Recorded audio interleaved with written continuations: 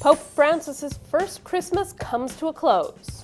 The Pope's travel itinerary for 2014 takes shape, and we wait with bated breath to find out who will be made a cardinal in February. All this and more coming right up on Vatican Connections.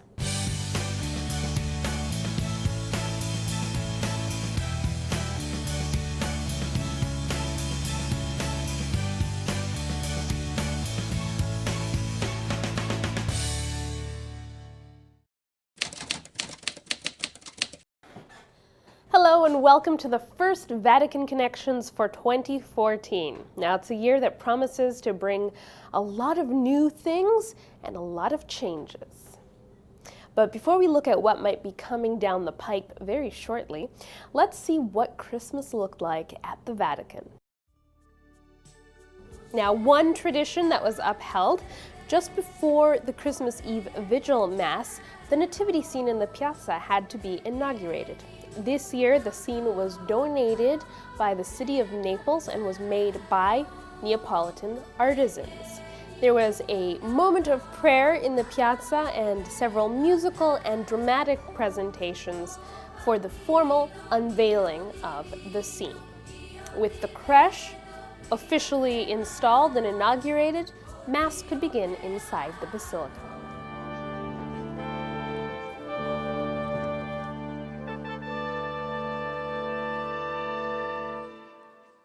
And in his homily, Pope Francis focused on the phrase, "The people who walk in darkness have seen a great light."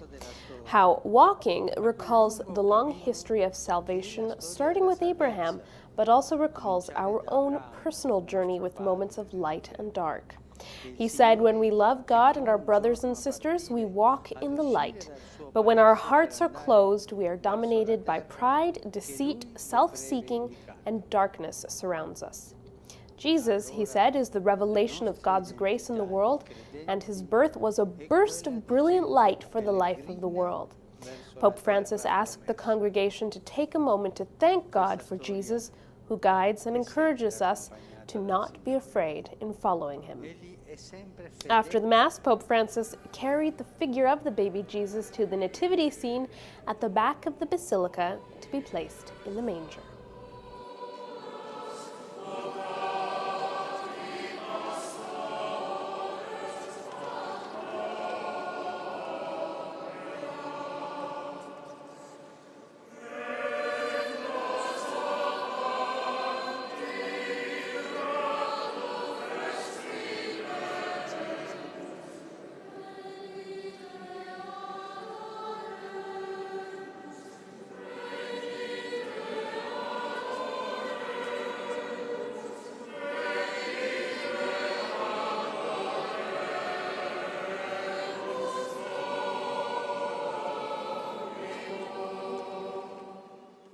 Now, there's no Christmas Day Mass at the Vatican. Instead, the Pope gives a blessing from the central balcony of St. Peter's Basilica. The blessing is referred to as the Urbi et Orbi, meaning to the city and the world. He focused on the line, "Glory to God in the highest, and on earth, peace among those whom he favors." He said, looking at the Christ child in the manger, our thoughts should turn to children who are the most vulnerable, children caught in war zones. He asked everyone to keep praying for the people of Syria for an end to the violence. He also prayed for the Central African Republic, South Sudan, and Nigeria. Pope Francis prayed for a favorable outcome to the peace talks between Israelis and Palestinians, and for healing in Iraq. He also prayed for refugees and displaced peoples, especially those in the Horn of Africa and Congo, and prayed that we might never see another tragedy like the one at Lampedusa. On New Year's Eve, Pope Francis led a Vespers service at the Vatican to give thanks for the year that was drawing to a close. Now, during that homily, he said, "Time is not cyclical but linear, and our lives are a journey with a destination." He said, as 2013 drew to a close, we should gather up those days and weeks as an offering to the Lord and ask ourselves, how have we lived this time that he has given us? New Year's Day is, of course, the feast of Mary, Mother of God, and Pope Francis celebrated Mass again at St. Peter's, focusing on Mary's role in salvation history and the example she gives us. Later on, New Year's Day, Pope Francis surprised everyone by turning up at the Basilica of St. Mary Major to pray at the altar dedicated to Our Lady, Protectress of the Roman people. Now, he's done this before, and we shouldn't be surprised if he does this again quite spontaneously. While Pope Francis was finding ways to surprise people, including leaving voicemail messages for unsuspecting nuns in Spain, the Vatican was crunching numbers about the year just ended. The Vatican reported that more than 6.5 million people have attended Vatican events with Pope Francis. Between March 13th and December 31st, 1.5 million people attended general audiences. Over 87,000 attended special group audiences. 2.3 million attended papal masses, and more than 2.7 million took part in the Noon Angelus or the Regina Coeli. Now, these numbers are approximate, and they are based on how many tickets were requested and given out by the papal household. So the real number could be much higher. In 2005, when Pope Benedict was elected, over 4 million people attended papal events. Now, when we come back, we'll take a look ahead at what to expect in the coming year.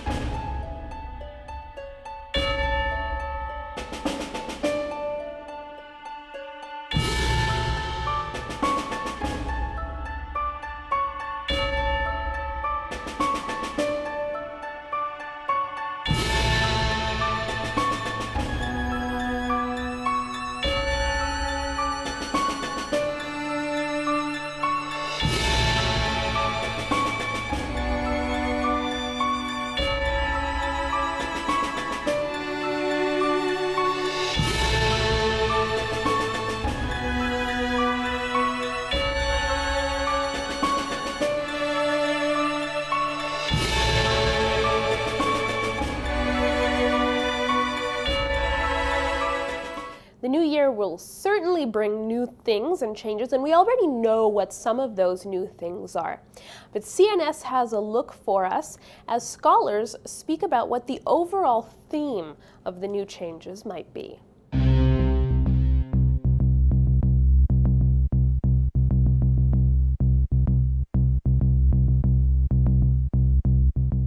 So I think Francis will continue to challenge the church, challenge it to live out those two basic commandments.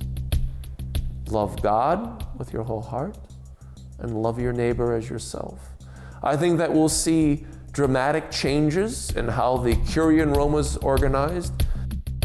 We're going to be seeing some really interesting things coming out of Pope Francis's promise and concerns about reform in the Curia. Right, he had his first meeting with the Council of Cardinals, right, advising him on how to reform the Vatican bureaucracy. We see that he really is concerned, recognizes the need for that to be done. He's already done some work increasing transparency in the Vatican Bank. And I think that it will help us to question. It will help us to say, well, maybe there is something different and new.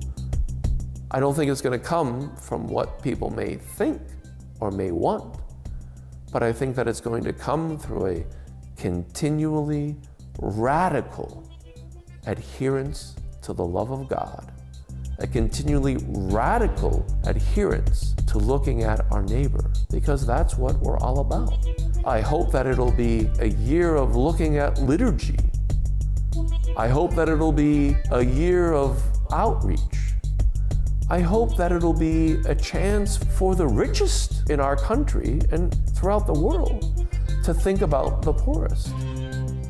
I think we're going to be seeing an effect of the Pope's preaching on the lives of many individual Catholics, lay people, and clergy of all sorts. And that's going to have a huge effect, right?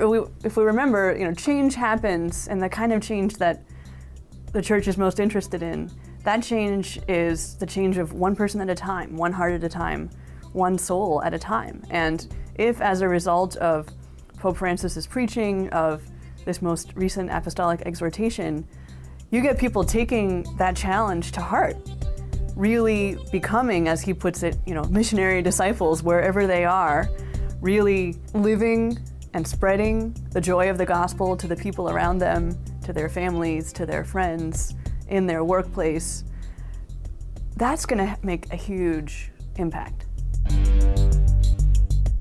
Now, as we mentioned, we already know what some changes will be.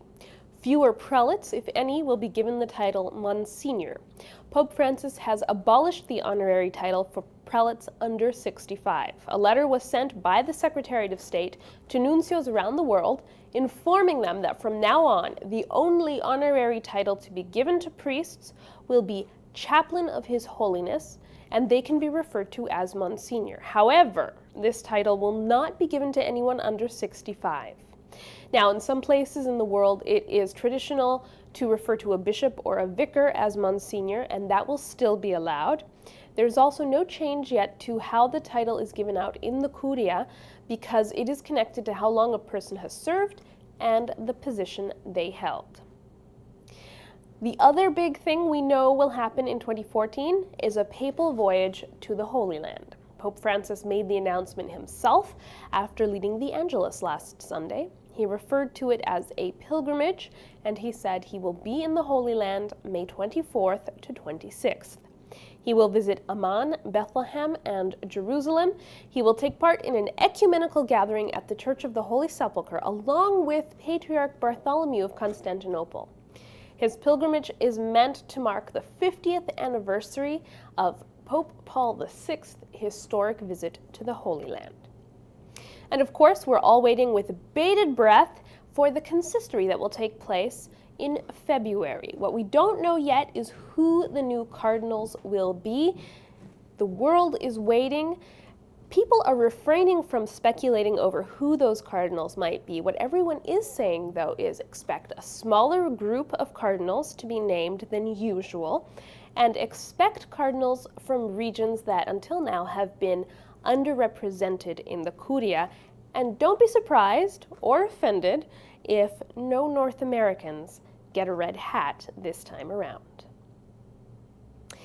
Now, the Legionaries of Christ's Extraordinary General Chapter began this week. This is another big thing happening in the Church. The goal of the chapter is to elect new leaders and to approve a new constitution for the order. Within the order, this is being presented as a positive step forward and a time of renewal and a chance to finally put the past behind them. It's not going to be easy, though. Last November, the Legion's second-in-command, Father Deomar de Guedes, asked to be released from the order. He was given permission to live outside the community and asked to wait and see what happens during this chapter. Many have taken his request to leave the Legionaries as a sign that perhaps the Vatican investigation into the order did not go far enough. The movement's lay branch, Regnum Christi, recently completed their own chapter, during which they elected a new governing council and approved new statutes on a trial basis. Those statutes have not been made public. Pope Francis will have the final say on the new rule of life and constitution for the order, and of course, we will keep an eye on how this unfolds. Time to take a look at the nominations and resignations to see some of the other ways Pope Francis is shaking up the church. First up, Ottawa has a new auxiliary. Father Christian Reisbeck was appointed auxiliary for the nation's capital. He is 43 years old, and he is a priest with the Companions of the Cross. His ordination will take place March 19th in Ottawa. Two auxiliaries were appointed to Seoul, Korea, Father Timothy Yu Gyung-chon and Father Peter Chung Soon-Taek. And there is a new diocese in India. The Diocese of Sultanpet was created December 28th. Territory was taken from the neighboring dioceses of Coimbatore and Calicut, and the new bishop of the new diocese is Father Peter Abir Antonasamy. In Costa Rica, finally, Father Gabriel Montero Umana becomes Bishop of San Isidro del General. Now, we already know what Pope Francis's schedule looked like over the Christmas holidays. He's finally gone back to a more normal weekly schedule. Tuesday, he began his masses at the Santa Marta Chapel, the chapel in his residence, telling people that love is not like a soap opera and asking the faithful to always set an extra place, keep a place open for that person who might be in need. On Wednesday, he had his first general audience of 2014. Just before the audience, when he was riding around St. Peter's Square greeting the faithful, he spotted someone he knew in the audience and made his driver stop. This is what happened next.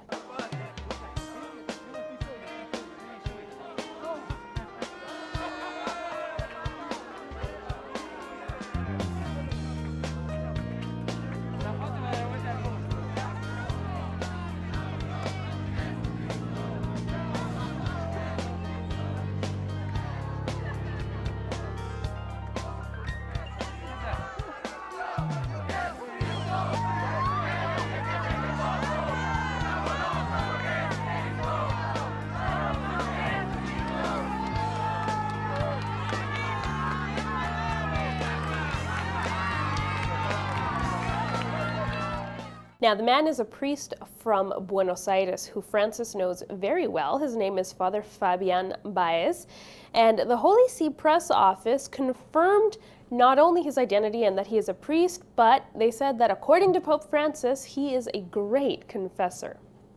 Pope Francis, in the catechesis talks, started a new series about the sacraments, beginning with baptism.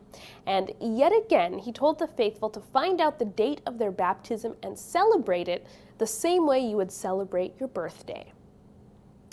And this Sunday, Pope Francis was scheduled to celebrate a very special Mass in the Sistine Chapel for the Feast of the Baptism of the Lord. Now, like his predecessors, Benedict XVI and John Paul II, Pope Francis will baptize the babies of Vatican City residents during that Mass. Vatican Connections is interactive. Send us your questions or comments by Facebook, Twitter, email, or post.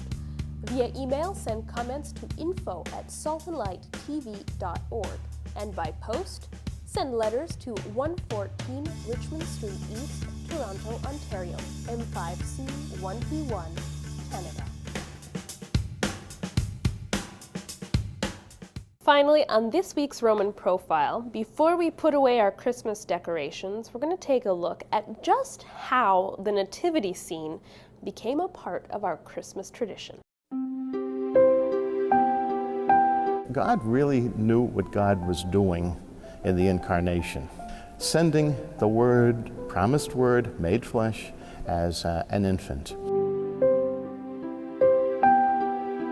The year was 1223, 3 years before Francis died, and he had this feeling, it was almost like a compulsion, it seems, that he wanted to do something special, his biographer said, for Christmas, because he felt that the Christ child had been overlooked, forgotten, and he said he wanted to bring this home to people, and he got this idea to create what we now know as the crèche, the very familiar nativity scene.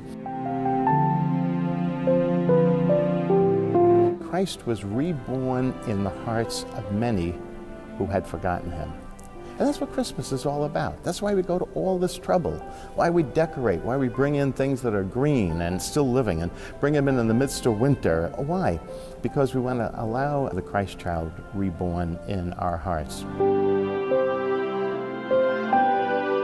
This monastery was built in 1898, and it was built to do two things: encourage people to see for themselves the holy places. So we have replicas of every holy place where Jesus was. We have a replica of the Basilica of the Nativity, with that star in the ground there that marks the place where Jesus was born in Bethlehem. If you go there, you have to get down on your hands and knees and kind of crawl in under this altar to venerate and kiss the place where Jesus was born. People who come here, it's our hope that they would consider making a pilgrimage to the Holy Land to see those sites and venerate those places. And that's it for Vatican Connections. Join us next time when we'll have highlights from the Baptism Mass in the Sistine Chapel. From everyone here, thanks for watching, and see you next time.